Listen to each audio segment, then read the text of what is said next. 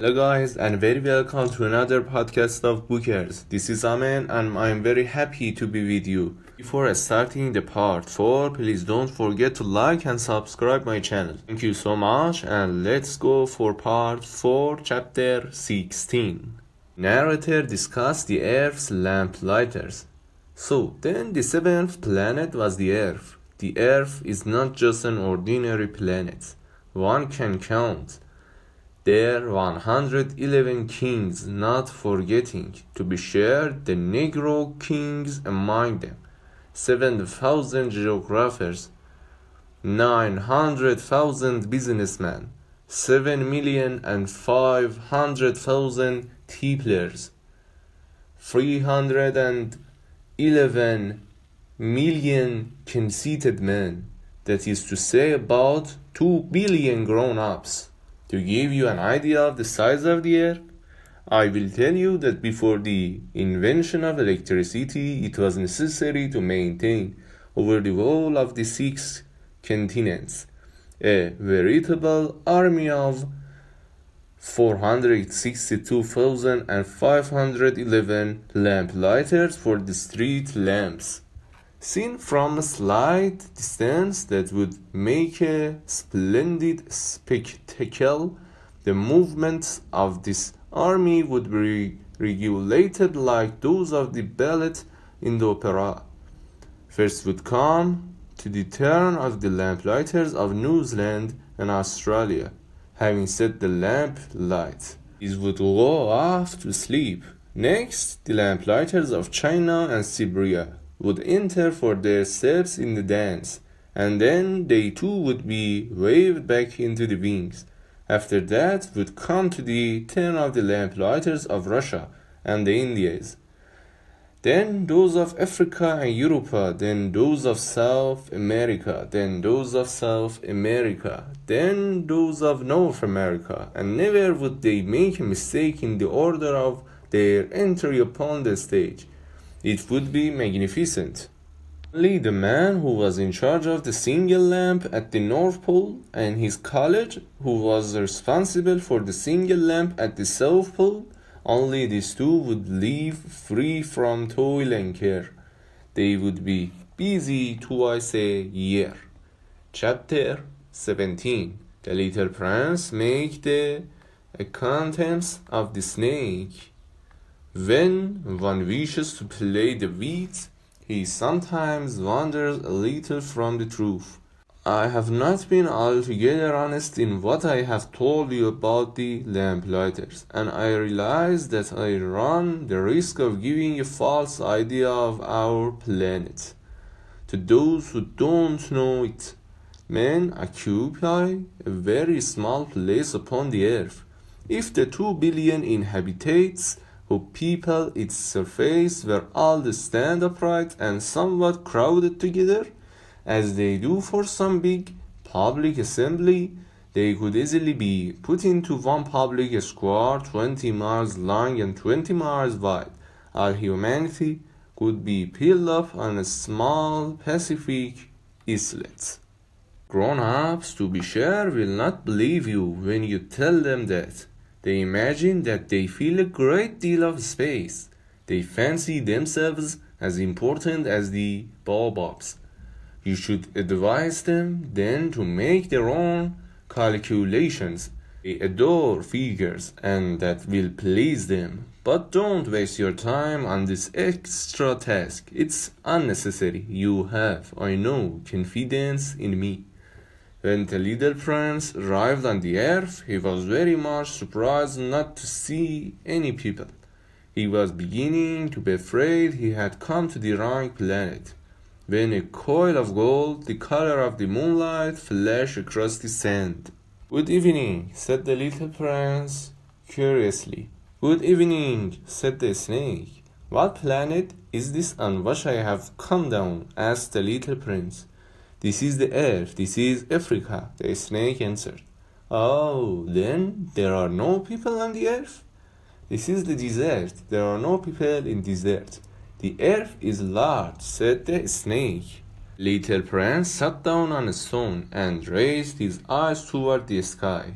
"I wonder," he said, wherever the stars are set alight in heaven, so that one day each one of us may find his own again. Look at my planet, it's right there above us. But how far away it is. It's beautiful, the snake said. What has brought you near? I have been having some trouble with a flower, said the little prince. Ah, said the snake. And they were both silent. Where are the men? The little prince at last took up a conversation again. It's a little lonely in the desert. It's also lonely among men, the snake said. The little prince gazed at him for a long time. You are a funny animal, he said at last. You are no thicker than a finger. But I am more powerful than a finger of a king, said the snake. The little prince smiled. You are not very powerful. You haven't even any feet. You cannot even travel. I can carry you further than any ship could take you, said the snake. He twined himself around the little prince's ankle like a golden bracelet. Whomever I touch, I send back to the earth from whence he came. The snake spoke again. But you are innocent and true, and you come from a star? The little prince made no reply. You move me to pity. You are so weak on this earth made of granite. The snake said, I can help you someday. If you grow too homesick for your own planet, I can. Oh, I understand you very well, said the little prince. But why do you always speak in riddles? I solved them all, said the snake. And they were both silent. Chapter 18. The little prince goes looking for men and meets a flower. The little prince crossed the desert and met with only one flower. It was a flower with 3 petals, a flower of no account at all. Good morning, said the little prince. Good morning, said the flower. Where are the men? The little prince asked politely. The flower had once seen a caravan passing. Men? She chewed. I think there are 6 or 7 of them in existence. I saw them several years ago, but one never knows where to find them. The wind blows them away, they have no roots, and that makes their life very difficult. Goodbye, said the little prince. Goodbye, said the flower. Chapter 19. The little prince climbs a mountain range. After that, the little prince climbed a high mountain. The only mountains he had ever known were the 3 volcanoes which came up to his knees, and he used the extinct volcano as a footstool. From a mountain as high as his one, he said to himself, I shall be able to see the whole planet at one glance and all the people. But he saw nothing, save peaks of rock that were sharpened like needles. Good morning, he said curiously. Good morning, good morning, good morning, answered the echo. Who are you? Said the little prince. Who are you? Who are you? Who are you? Answered the echo. Be my friend. I am all alone, he said. I am all alone, all alone, all alone, answered the echo. What a queer planet, he thought. It's altogether dry and altogether pointed, and altogether harsh and forbidding, and the people have no imagination. They repeat whatever one says to them. On my planet I had a flower. She always was the first to speak. Chapter 20. The little prince discovers a garden of roses. But it happened that after walking for a long time through sand and rocks and snow, the little prince at last came upon a road, and all roads lead to the abodes of men. Good morning, he said. He was standing before a garden, all abloom with roses. Good morning, said the roses. The little prince gazed at them. They all looked like his flower. Who are you? He demanded, thunderstruck. We are roses, the rose said. And he was overcome with sadness. His flower had told him that she was the only one of her kind in the universe, and here were 5,000 of them, all alike, in one single garden. She would be very much annoyed, he said to himself.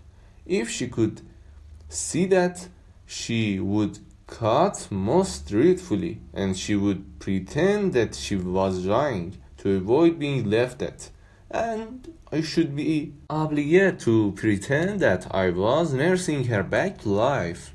For if I didn't do that to humble myself also, she would really allow herself to die. Then he went on with his reflections. I thought that I was rich, but with a flower that was unique in all the world, and all I had was a common rose and 3 volcanoes that come up to my knees, and one of them perhaps extinct forever. That doesn't make me a very great prince. And he lay down in the grass and cried. Chapter 21. The Little Prince Befriends the Fox. It was then that the fox appeared. Good morning, said the fox. Good morning, the little prince responded politely, although when he turned round he saw nothing. I am right here, the voice said, under the apple tree. Who are you? Asked the little prince, and added, You are very pretty to look at. I am a fox, said the fox. Come and play with me, proposed the little prince. I am so unhappy. I cannot play with you, the fox said. I am not tamed. Ah, please excuse me, said the little prince.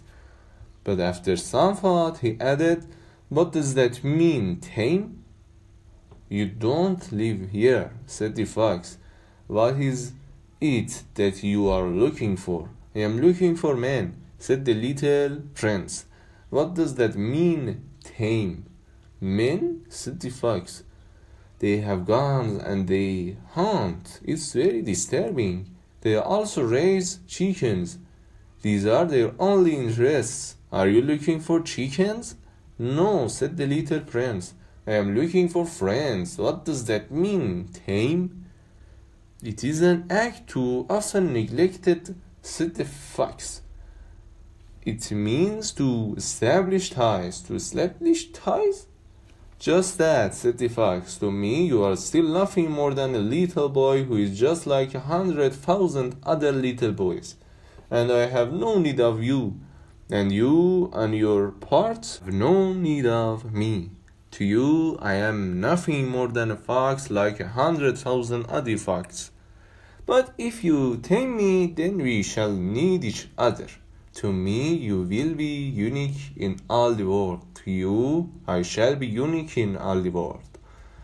I am beginning to understand, said the little prince. There is a flower. I think that she has tamed me. It's possible, said the fox. On the earth, one sees all sorts of things. Oh, but this is not on the earth, said the little prince. The fox seemed perplexed and very curious. On another planet? Yes. Are there hunters on this planet? No. Oh, that's interesting. Are there chickens? No. Nothing is perfect, sighed the fox. But he came back to his idea. My life is very monotonous, the fox said. I hunt chickens, men hunt me. All the chickens are just alike, and all the men are just alike. And in consequence, I am a little bored. But if you tame me, it will be as if the sun came to shine on my life. I shall know the sound of a step that will be different from all the others. Other steps send me hurrying back underneath the ground. Yours will call me like music out of my burrow. And then look, you see the grain fields down yonder? I don't eat bread, what's of no use to me. The wheat fields have nothing to say to me, and that's sad. But you have hair that is the color of gold. Think how wonderful that will be when you have tamed me. The grain, which is also golden, will bring me back the thought of you, and I shall love to listen to the wind in the wheat. The fox gazed at the little prince for a long time. Please tame me, he said. I want to very much, the little prince replied, but I have not much time. I have friends to discover and a great many things to understand. One only understands the things that one tames, said the fox. Men have no more time to understand anything. They buy things already made at the shops. But there is no shop anywhere where one can buy friendship, and so men have no friends anymore. If you want a friend, tame me. What must I do to tame you? Asked the little prince. You must be very patient, replied the fox. First you will sit down at a little distance from me, like that, in the grass. I shall look at you out of the corner of my eye, and you will say nothing. Words are the source of misunderstandings, but you will sit a little closer to me every day. The next day the little prince came back. It would have been better to come back at the same hour, said the fox. If, for example, you come at 4 o'clock in the afternoon, then at 3 o'clock I shall begin to be happy. I shall feel happier and happier as the hour advances.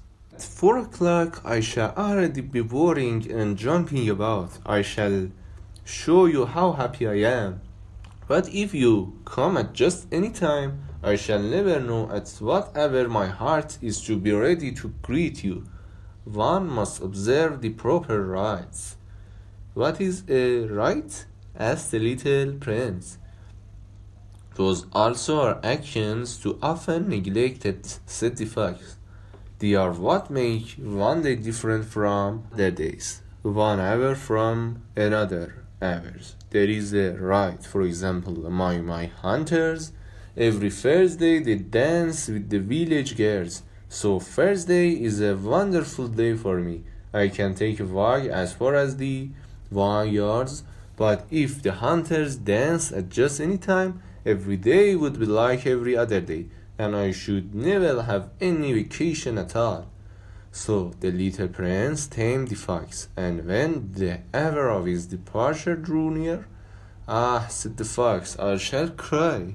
"It's your own fault," said the little prince. "I never wish you any sort of harm, but you wanted me to tame you." "Yes, that's so," said the fox.